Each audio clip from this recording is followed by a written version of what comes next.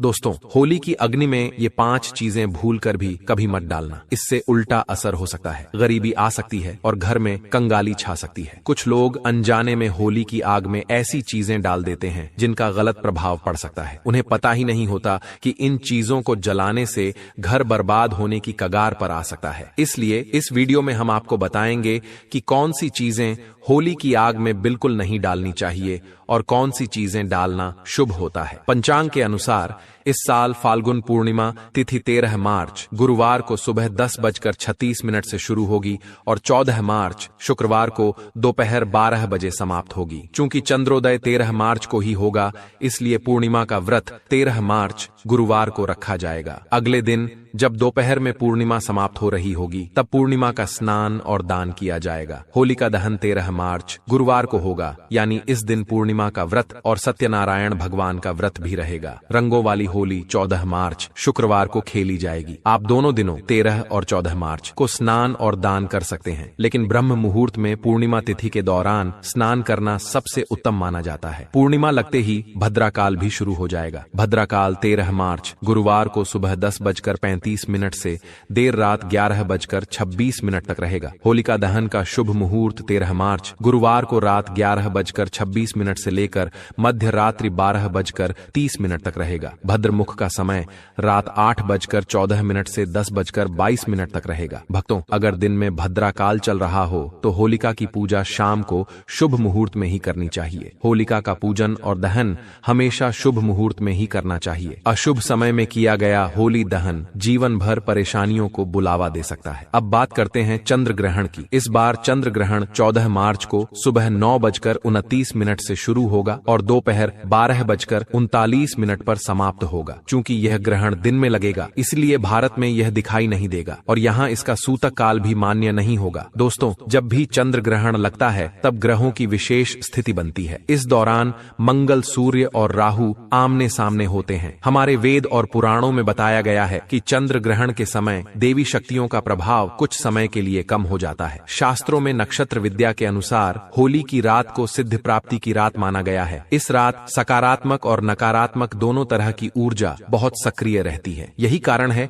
कि लोग सदियों से इस दिन विशेष साधना और उपाय करते आए हैं। ऐसा माना जाता है कि होली की रात की गई साधना बहुत प्रभावशाली और फलदायी होती है, जिससे निश्चित रूप से लाभ मिलता है। इस दिन किसी भी देवता की साधना सिद्ध की जा सकती है। आज के इस वीडियो में हम आपको बताएंगे कि होली पर किए जाने वाले कुछ प्रभावशाली उपाय कौन कौन से हैं, जिनसे आप आने वाले नए हिंदू वर्ष में खुशियां पा सकते हैं और अपने दुख, दर्द व कष्टों को दूर कर सकते हैं। लेकिन क्या आप जानते हैं कि होली पर कुछ चीजें ऐसी होती हैं जिन्हें कभी भी अर्पित नहीं करना चाहिए। इन चीजों को अर्पित करने से लाभ के बजाय नुकसान हो सकता है। यह वीडियो बहुत ही ज्ञानवर्धक होने वाला है, इसलिए इसे अंत तक जरूर देखें। वीडियो शुरू करने से पहले माता लक्ष्मी का आशीर्वाद पाने के लिए कमेंट बॉक्स में जय माता लक्ष्मी अवश्य लिखें, ताकि उनका आशीर्वाद आप तक सीधे पहुंच सके। शास्त्रों के अनुसार होली के दहन के समय अग्नि में टूटा हुआ या खराब अनाज नहीं चढ़ाना चाहिए। ऐसा करने से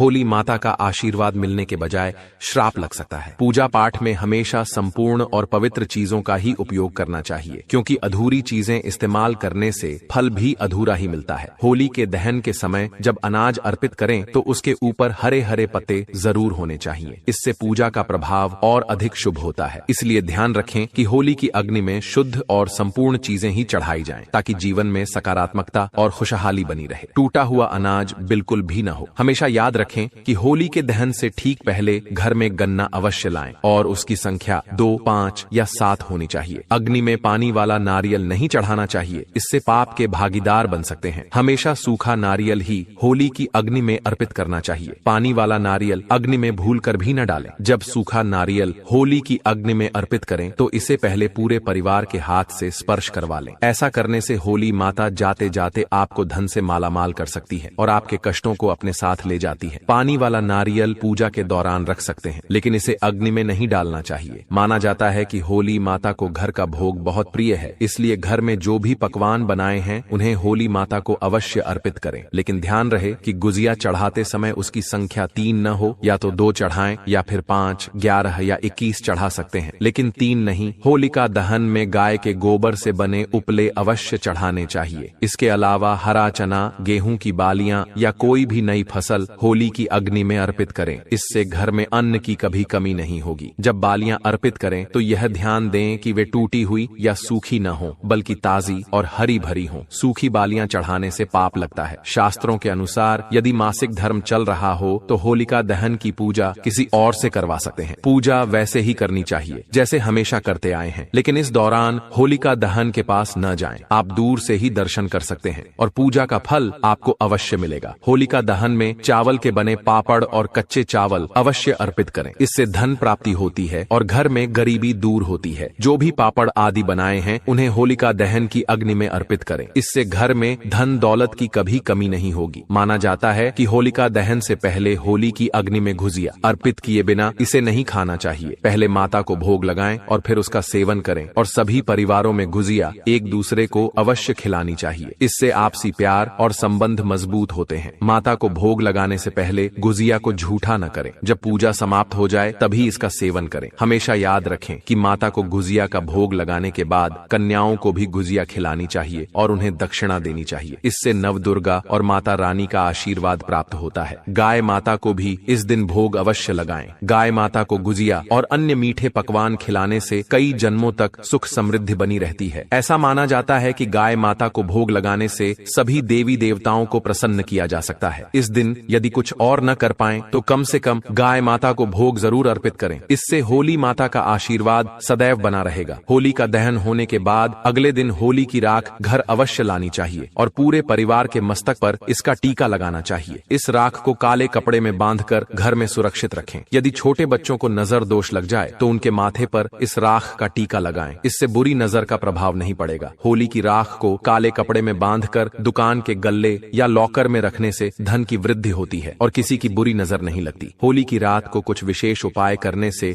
घर में सुख समृद्धि आती है और नकारात्मक ऊर्जा दूर होती है। माना जाता है कि होली के दिन सफेद चीजें किसी से नहीं लेनी चाहिए। इस दिन टोने टोटके अधिक प्रभावी माने जाते हैं और सफेद चीजों के माध्यम से किसी पर बुरा प्रभाव डाला जा सकता है। इसलिए इस दिन सफेद चीजें न लें। वेद पुराणों के अनुसार होली खुशियों और प्रेम का पर्व है। इस दिन मांस और मदिरा का सेवन नहीं करना चाहिए। जो व्यक्ति होली के दिन मांस और शराब का सेवन करता है उसकी अगली योनि कुत्ते की मानी जाती है और ऐसा व्यक्ति कई जन्मों तक कष्ट भोगता है। शास्त्रों में कहा गया है कि भगवान श्री कृष्ण को होली का पर्व अत्यंत प्रिय है। इसलिए इस दिन कोई भी ऐसा कार्य नहीं करना चाहिए जिससे भगवान श्री कृष्ण नाराज हों। होली के दिन गाली गलौज नहीं करनी चाहिए, बड़ों का अपमान नहीं करना चाहिए और देर तक सोने से बचना चाहिए। इस दिन पति पत्नी को संयम रखना चाहिए और ब्रह्मचर्य का पालन करना लाभकारी होता है। होली के रंग नकारात्मक ऊर्जा को दूर कर देते हैं। इसीलिए जो व्यक्ति सच्चे मन से होली खेलता है उस पर होली माता का आशीर्वाद सदैव बना रहता है। ज्योतिष शास्त्र के अनुसार होली के दिन चांदी का सिक्का और एक छोटी डिब्बी जरूर खरीदनी चाहिए। इसके बाद पीले वस्त्र में हल्दी के साथ इसे मां लक्ष्मी के चरणों में रखें। फिर होलिका दहन की रात चांदी की डिब्बी को घर की तिजोरी में रखें। ऐसा करने से घर में कभी धन की कमी नहीं होती। और दोस्तों, होली वाले दिन अपने घर के मुख्य द्वार पर आम या अशोक के पत्तों से बना बंधनवार जरूर लगाएं। वास्तु के अनुसार ऐसा करना बहुत शुभ माना जाता है। घर के दरवाजे पर बंधनवार लगाने से सकारात्मक ऊर्जा आती है और नकारात्मक शक्तियां दूर रहती हैं। शास्त्रों के अनुसार होली के दिन तुलसी के पौधे को बहुत शुभ माना जाता है। इस दिन तुलसी का पौधा लाकर उसे अपने ड्राइंग रूम या हॉल में रखना अच्छा होता है। मान्यता है कि जहां तुलसी का पौधा होता है वहां धन और समृद्धि बनी रहती है। वास्तु शास्त्र में होली के दिन धातु के कछुए को भी शुभ माना गया है। कहा जाता है कि धातु का कछुआ घर में रखने से सकारात्मक ऊर्जा आती है और धन की आवक बढ़ती है। इसीलिए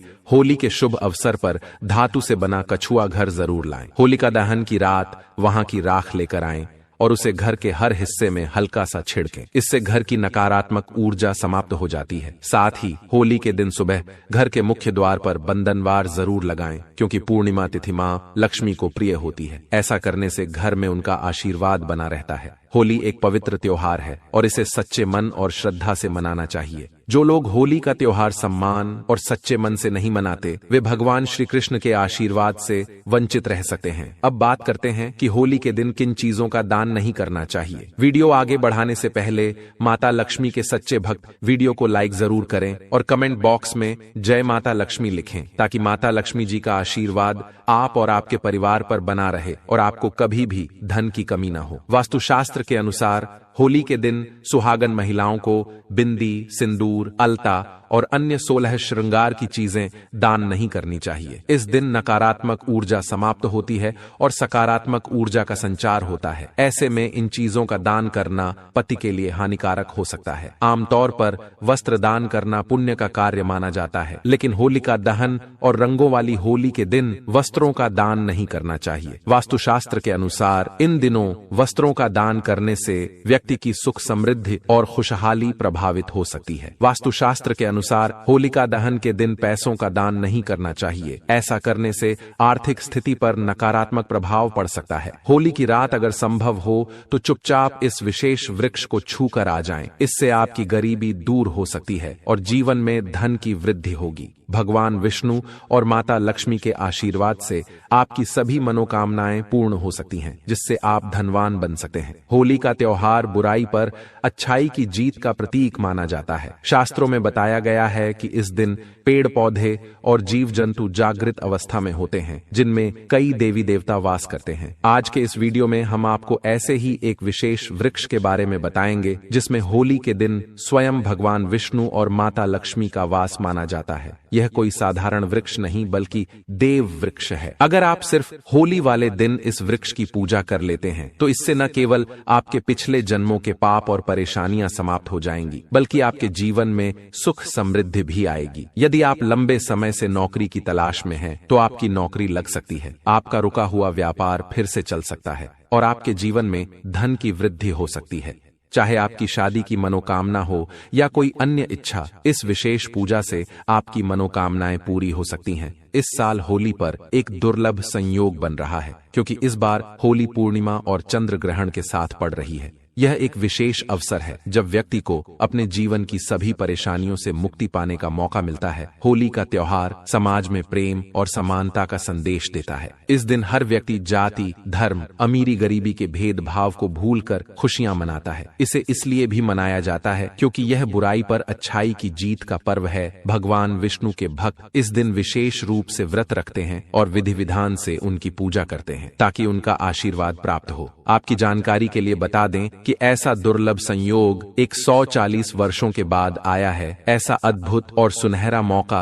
अब आपके पास है। अब आप सोच रहे होंगे कि होली पर इस पेड़ को छूने से माता लक्ष्मी जी का आशीर्वाद कैसे मिल सकता है। दोस्तों, होली से एक दिन पहले होलिका दहन किया जाता है। आखिर होलिका दहन क्यों किया जाता है? इसका कारण यह है कि भगवान विष्णु ने भगवान नरसिंह के रूप में अवतार लेकर हिरण्यकश्यप का वध किया था। उसी दिन हिरण्यकश्यप की बहन होलिका भी जलकर भस्म हो गई थी। इसलिए हिंदू धर्म में होली खेलने से एक दिन पहले होलिका दहन किया जाता है। पुराने समय में लोग सुबह जल्दी उठते थे, पूरे घर की सफाई करते थे, स्नान करते थे और किसी भी देव वृक्ष को जल अर्पित करते थे। उन्हें यह भली भांति पता था कि वृक्षों और पौधों में अलौकिक शक्तियों का वास होता है। देवी देवताओं की दिव्य शक्तियां इनमें समाई होती हैं। यदि प्रतिदिन वृक्षों को जल चढ़ाया जाए और उनकी पूजा की जाए तो व्यक्ति के जीवन की हर समस्या दूर हो सकती है और चमत्कारिक बदलाव आ सकता है। होली के दिन यदि आप कुछ विशेष वृक्षों को छूकर आते हैं और वेद पुराणों के अनुसार थोड़ी पूजा अर्चना कर लेते हैं तो भगवान विष्णु और माता लक्ष्मी जी का आशीर्वाद निश्चित रूप से प्राप्त होगा।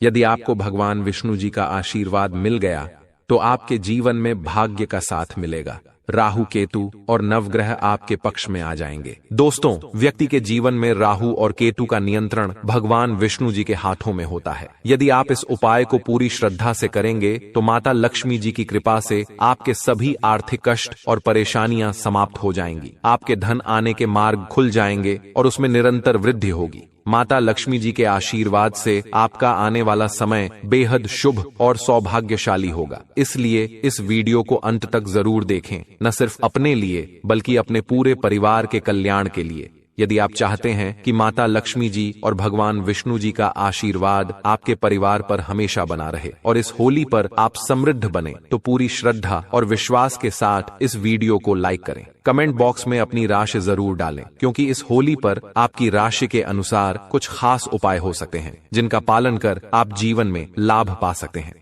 हम आपके कमेंट का जवाब जरूर देंगे, लेकिन आपसे निवेदन है कि वीडियो को लाइक करना न भूलें। दोस्तों, होली के दिन एक विशेष वृक्ष को छूने से आपको अद्भुत लाभ मिल सकता है। यह वृक्ष है गूलर का वृक्ष। आपने बिल्कुल सही सुना। जब भगवान नरसिंह जी ने हिरण्यकश्यप का वध किया, तब उनके नाखूनों में तेज खुजली होने लगी, जिससे उन्हें असहनीय पीड़ा होने लगी। इस पीड़ा से राहत पाने के लिए उन्होंने अपने नाखून गूलर के वृक्ष पर रगड़े। इससे भगवान नरसिंह जी को तो आराम मिल गया, लेकिन गूलर के वृक्ष को पीड़ा होने लगी। तब गूलर के वृक्ष ने भगवान नरसिंह जी से विनती की, प्रभु, आपकी पीड़ा तो समाप्त हो गई, लेकिन अब यह पीड़ा मुझ पर आ गई है, मैं क्या करूं? भगवान नरसिंह जी ने कहा, गूलर वृक्ष, चिंता मत करो, थोड़ी ही देर में तुम्हारी पीड़ा भी समाप्त हो जाएगी। तुम्हारी उदारता से मैं बहुत प्रसन्न हूं। अब हर होली के दिन माता लक्ष्मी और मैं स्वयं तुम पर वास करेंगे।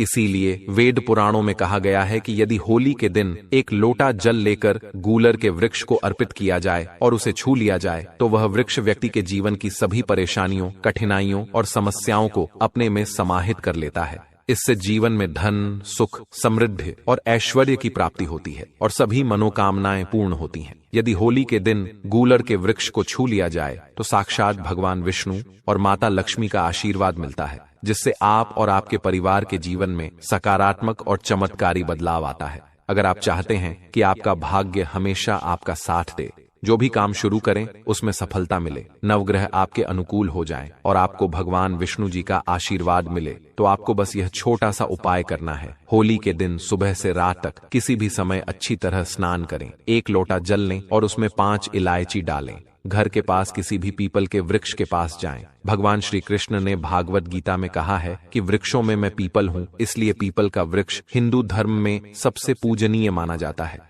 वेद पुराणों में बताया गया है कि भगवान विष्णु जी होली के दिन पीपल के वृक्ष में वास करते हैं। आपको बस यह करना है, एक लोटा जल पीपल के वृक्ष को अर्पित करें, पीपल के वृक्ष की 11 परिक्रमा करें, क्योंकि माता लक्ष्मी और भगवान विष्णु को 11 संख्या बहुत प्रिय है। 11 बार भगवान विष्णु जी के बीज मंत्र का जाप करें। ओम नमो भगवते वासुदेवाय नमः। यदि आपने इस होली पर चंद्र ग्रहण और पूर्णिमा के दिन यह उपाय कर लिया, तो आपका दुर्भाग्य दूर हो जाएगा और आपका भाग्य प्रबल हो जाएगा। दोस्तों, आपको हमारी यह जानकारी कैसी लगी? कमेंट बॉक्स में जरूर बताएं। सच्चे श्रद्धा भाव से कमेंट करें।